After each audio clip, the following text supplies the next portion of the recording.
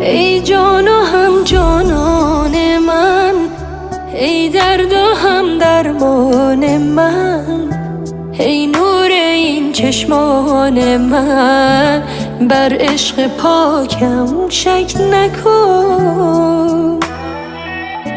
دور از تو دنیای غمم، از خویشتن گویی کمم، گویی سر و پا ماتمم، بر عشق پاکم شک نکن.